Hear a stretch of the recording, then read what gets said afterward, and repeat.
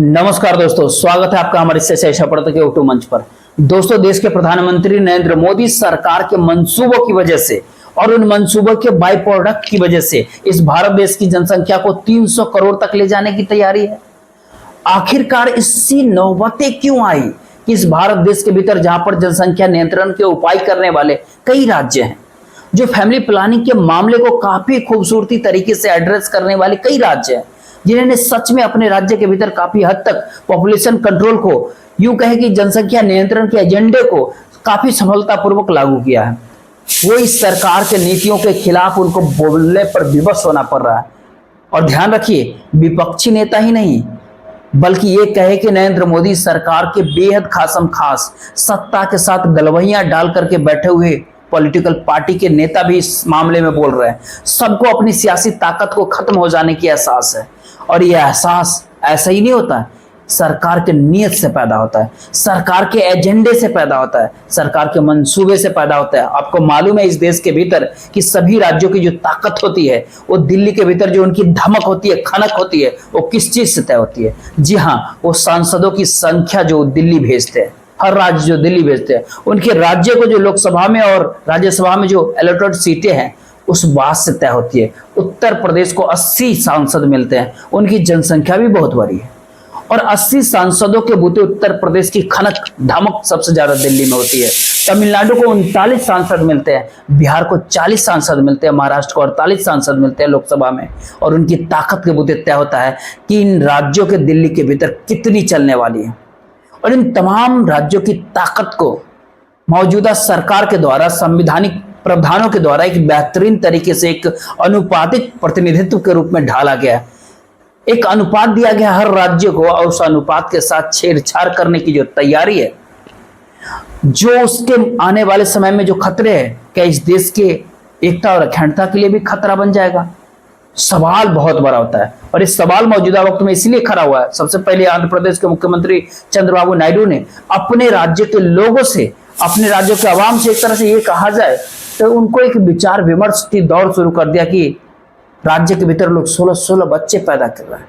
यहाँ तो किसी खास समुदाय, किसी खास धर्म को जोड़ करके देखा जाता है, एक खास विचारधारा के लोग, लेकिन वहां पर एनडीए के सहयोगी दल ही, एनडीए की सरकार जिसके बैसाखी पे दिल्ली पे चल रही है, उस खुद कहते हैं कि 16 बच्चा पैदा करें। मामला इतना ही भर नहीं रुकता है, इंडिया गठबंधन के बेहद मजबूत घटक दल, जी हाँ, और तमिलनाडु के मुख्यमंत्री एम.के. स्टालिन ने भी चंद्रबाबू नायडू वाली बात दोहरा दी है और कहा राज्य की दंपति 16 बच्चे पैदा करे। लेकिन इस तरह की बातें उन्होंने कही क्यों? दरअसल इसके पीछे भारतीय जनता पार्टी सरकार की वो कथित इरादा जिम्मेदार है, और इरादों से देश की एकता और अखंडता किस स्वरूप में रहेगी, ये आने वाली परिस्थितियां जिम्मेदार होगी, जिस वजह से जनसंख्या नियंत्रण के मामले को काफी खूबसूरती के साथ हैंडल करने वाले राज्य भी अब अपने नीति से उलट जाकर के बोलने पर विवश हो रहा है। आखिर हालात क्या होता है, और भारतीय जनता पार्टी सरकार की नीतियां क्या होती है, स्ट्रेटेजी क्या होती है, कानूनी प्रावधान क्या होता है, इन सभी बातों को समझने की प्रयास करते हैं। भारत की संसद के भीतर 542 सीट 1971 के बाद जो परिसीमन हुआ उस पर तय हुआ, और एक सीट सिक्किम के विलय के साथ भारत के अंदर बढ़ा दी गई। तो लोकसभा के अंदर 543 सीट 272 पर बहुमत का आंकड़ा होता है। और भारत का जो मूल संविधान, जिसको 26 जनवरी 1950 को इस देश ने स्वीकार किया, वो ये कहता है कि 550 से ज्यादा सीटें भारत के संसद के भीतर नहीं हो सकती, यानी 550 की सेलिंग लगा दी। वही एक बात ये होती है कि राज्यों की जो सीटों की संख्या दी गई है, मतलब केरल को 20, यूपी को 80, बिहार को 40, तमिलनाडु को 39, आंध्र को 25, महाराष्ट्र को 48, राजस्थान को 25, वो 1971 की जनसंख्या के आधार पर उसको नियत किया गया। जब वहां पर परिसीमन हुआ था 1971 में, उनकी जनसंख्या के अनुपात पे उनको सीटें दी गई। 1971 के बाद जनसंख्या विस्फोट की स्थिति इस देश के भीतर बनी। 81 की जनगणना, उसके बाद आप देखेंगे 1991 की आम जनगणना, 2001 की जनगणना, 2011 की जनगणना, और 2021 में तो नरेंद्र मोदी जी ने जनगणना कराया ही नहीं। तो 130 साल पुरानी परंपरा को तोड़ दिया 2021 में। अब उस जनगणना के भीतर साफ साफ दिख रहा है कि दक्षिण की राज्यों ने जनसंख्या नियंत्रण में अच्छा काम किया, उत्तर के राज्य इस मामले में अच्छा काम नहीं किया। लेकिन जनसंख्या के आधार पर ही परिसीमन अगर होता है तो क्या राज्यों का अनुपात नरेंद्र मोदी सरकार तोड़ देंगे? संसद के भीतर सीट बढ़ाने की तैयारी कर रहे हैं लोग, और सीटें बढ़ाने के लिए नए संसद भवन भी बनाए गए, क्योंकि पुरानी संसद भवन के भीतर 543 ज्यादा से लोग लोकसभा के भीतर बैठेंगे तो फिर जगह कहां से? लेकिन उससे भी बड़ा सवाल मौजूदा वक्त में होती है कि सीटें बढ़ेंगी तो किस अनुपात में बढ़ेगी, और सीटें बढ़ेगी तो क्या 1971 वाला जो अनुपात है, यानी राज्यों को जो दिया गया कोटा है, जो 1971 के बाद 74 के बाद 2008 के परिसीमन के भीतर भी इसको तोड़ा नहीं गया, उसी कोटे का पालन किया गया था, क्या वो कोटा अब तोड़ दिया जाएगा? नए सिरे से कोटा तय कर दिया जाएगा? और स्वाभाविक सी बात है, जब नए तरीके से जब कोटा को तय किया जाएगा तो जिन तमाम राज्यों के भीतर जनसंख्या नियंत्रण में अच्छा प्रदर्शन किया उनकी सियासी ताकत घटेगी, और जिन राज्यों ने खराब प्रदर्शन किया है उनकी सियासी ताकत बढ़ेगी। मसलन उत्तर प्रदेश के भीतर हो सकता है कि 80 की जगह 100 सीटें हो जाए लोकसभा की, वहीं केरल के भीतर 20 की जगह 15, 14, 13 हो सकती है। अगर उत्तर प्रदेश के भीतर अगर बढ़ता है तो केरल में भी बढ़ना चाहिए, लेकिन क्या केरल की जगह घटा दिया जाएगा? यानी ये क्या कि दिल्ली की भीतर केरल की ताकत को घटा दिया जाएगा? केवल इसलिए घटा दिया जाएगा क्योंकि उस राज्य ने पॉपुलेशन कंट्रोल करने के मामले में काफी बेहतरीन काम किया है, तो क्या उसकी सियासी ताकत को घटा करके उस राज्य को सजा दी जाएगी? ये आशंका कुछ राज्यों के भीतर और उन तमाम राज्यों में घर करने लगे जिन राज्यों में जनसंख्या नियंत्रण के पॉपुलेशन कंट्रोल के उपायों पर काफी बेहतरीन तरीके से काम किया है। कानूनी पहलू 2-3 होती है इसके भीतर, आशंकाएं अपनी जगह है, चिंताएं अपनी जगह होते रहते हैं, लेकिन कानूनी पहलू को भी देखना चाहिए। पहला तो ये कि 550 की सीलिंग तोड़ने के लिए कि 550 से ज्यादा सांसद लोकसभा के अंदर चुने जाए, उससे ज्यादा सीटें बढ़ें, ये केवल संसद के संशोधन भर से नहीं होगा। संसद संविधान संशोधन के 550 की संख्या को आगे बढ़ा दे इस बात से नहीं होगा। इसके लिए बाकायदा राज्यों से भी, देश के भीतर जितने राज्यों के भीतर विधानसभा पूर्ण राज्यों के अनुशासित राज्य मिला करके करीब 31 के आसपास राज्य है, यानी आधे, कम से कम आधे राज्यों से पारित होना चाहिए। 550 तक की लिमिट है, 543 से 548 कर दिया जाए तो इस संविधान संशोधन की जरूरत ही नहीं होती।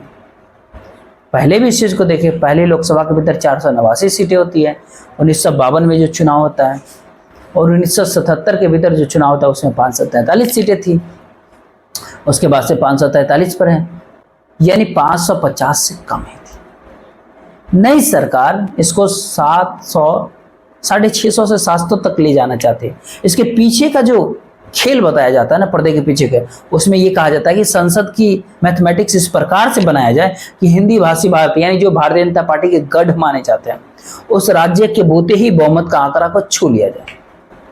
समझ पा रहे हैं? आप समझ सकते हैं। हिंदी राजभात गुजरात में क्या आंकड़ा है? मध्य प्रदेश को 29 लोकसभा सीट भारतीय जनता पार्टी जीती है, इससे पहले 28 जीती, उससे पहले 27 जीती, और 1996 से हर लोकसभा चुनाव में भारतीय जनता पार्टी बढ़त में रहती है।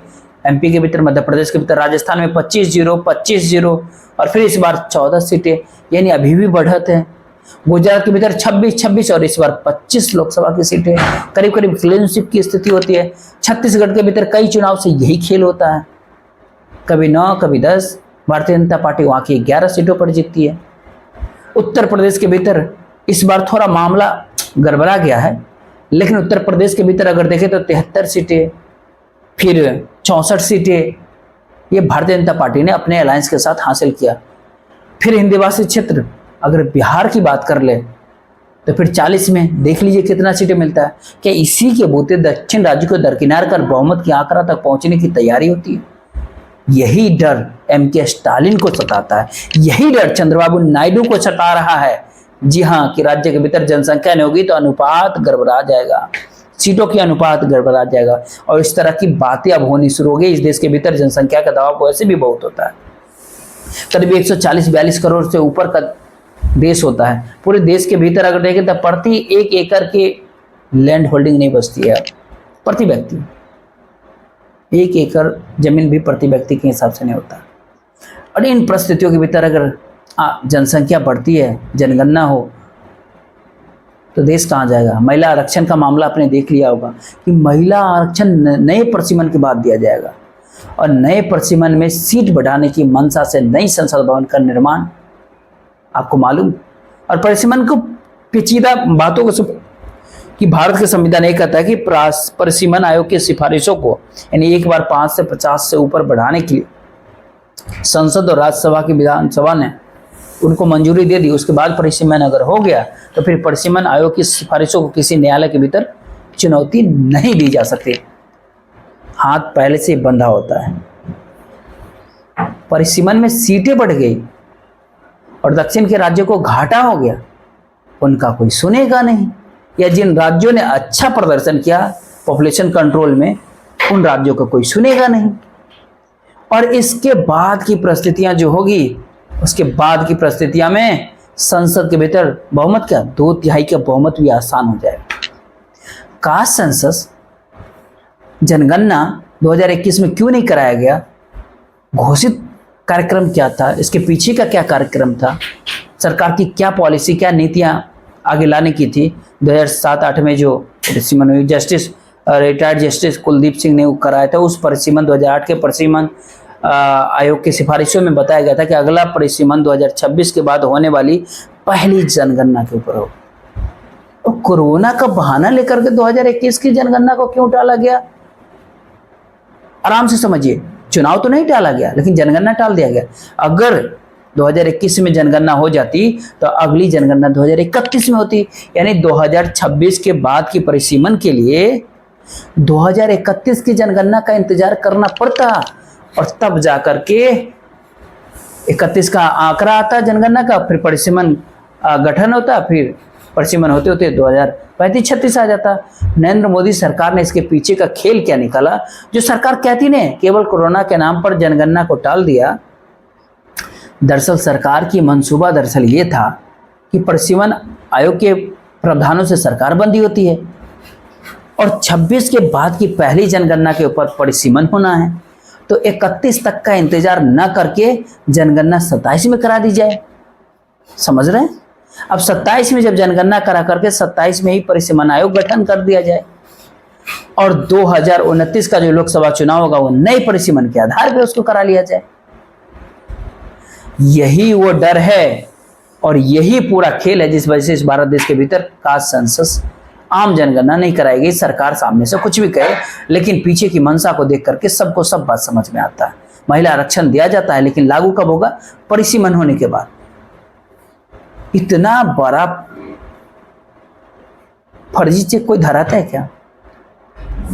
अब तमाम लोग, ये इस देश के कोई भी व्यक्ति कोई ऐसा धत्ता बताएगा क्या कि इतना फर्जी तरीके से काम? बाकी आपकी क्या राय है?